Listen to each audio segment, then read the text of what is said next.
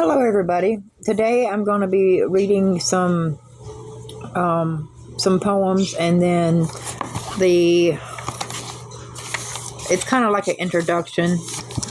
In this book, they actually call it the foreword. I'm going to read that for today. The book is called "Living Free in Enemy Territory: Christ's Triumph Over Satan," and it's by Greg Dutcher. This is the book. And the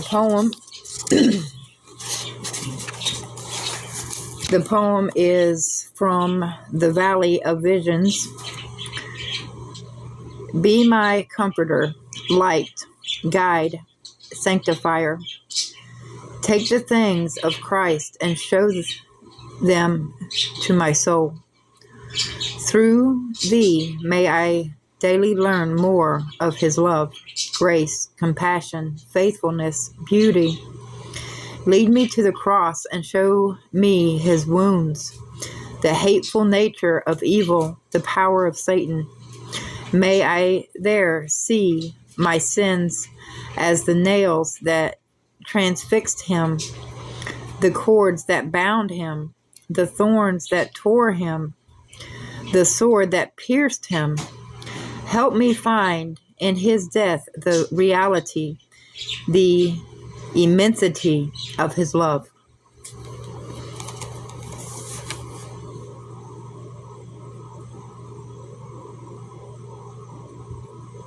Just think about that for a second. And that was from a poem from the Valley of Visions. How powerful is that?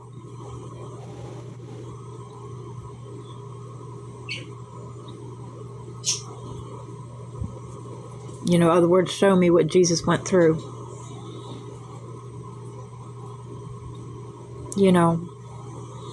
And guide me to be a better person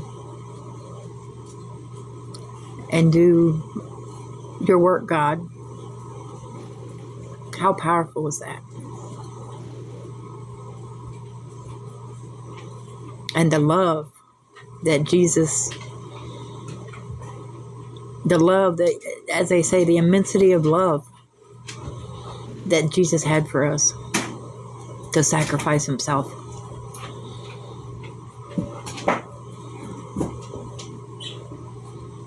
Words can't explain it. I mean, that's more powerful than words itself. The actions that Jesus done for us to save us. This next poem is by Mark Altragi, and it was based on the prayer Need of Jesus from the Valley of Visions. Jesus, I am blind. Be my light. Darkened in my mind. Be my wisdom. Bend my stubborn will to your own. Open up my ears to hear your spirit. Melt my conscience once again. Help me hate the slightest sin. And when Satan comes to tempt me, I come running to you. When I fear, when I'm tired, I come running to you. To your blood, to your side, and there my soul finds rest. There my soul finds rest. In you, my soul.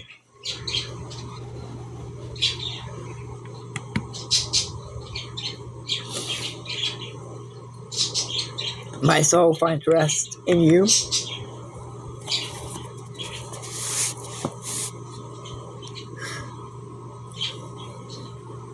Again, how powerful is that?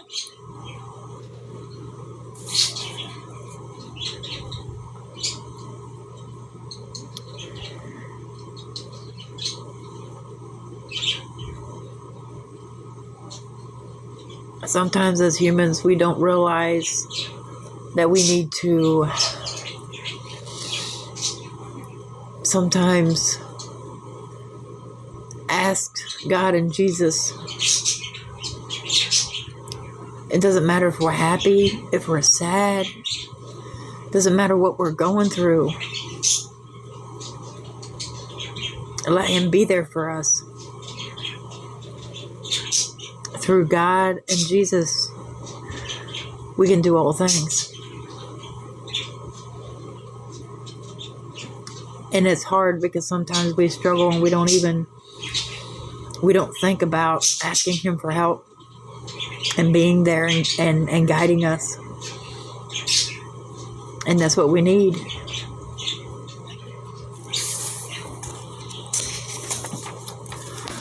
Okay, the foreword.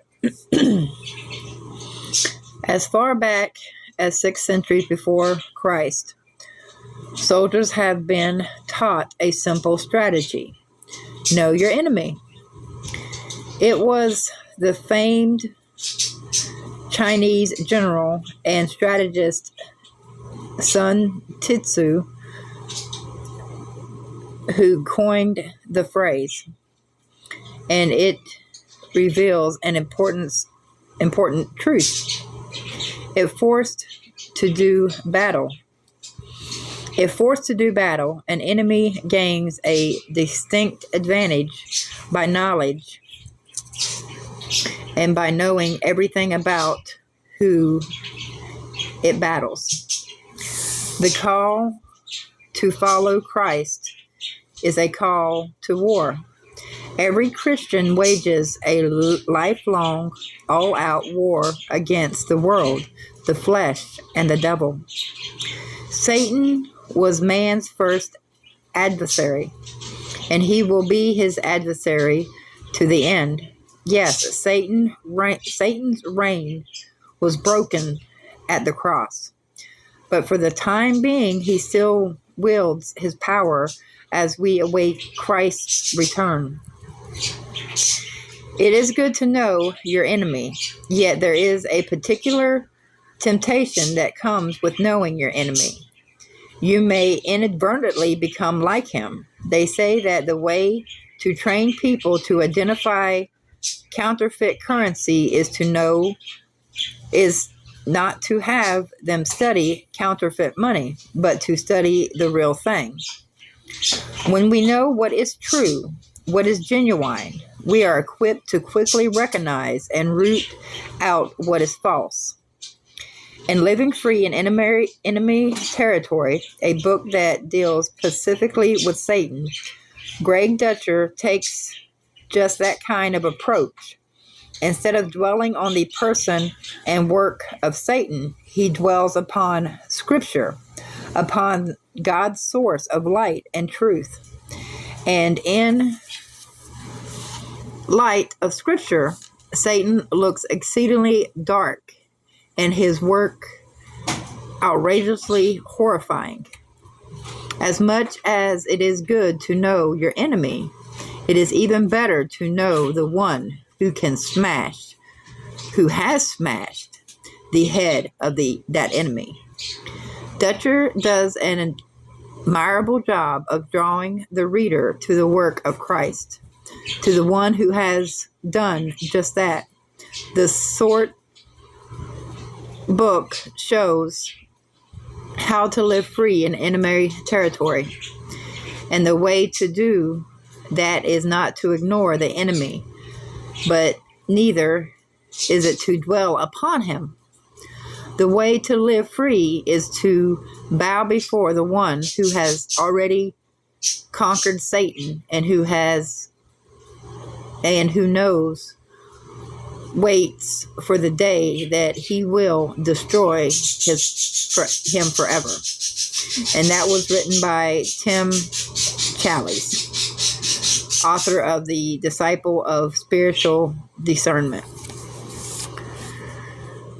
So that's kind of our introduction as to what's to come, because it is good to understand, there's many deceptions out there. Sometimes we don't even realize our deceptions. So I hope y'all stay tuned. for further readings to understand more about it. And have a blessed day.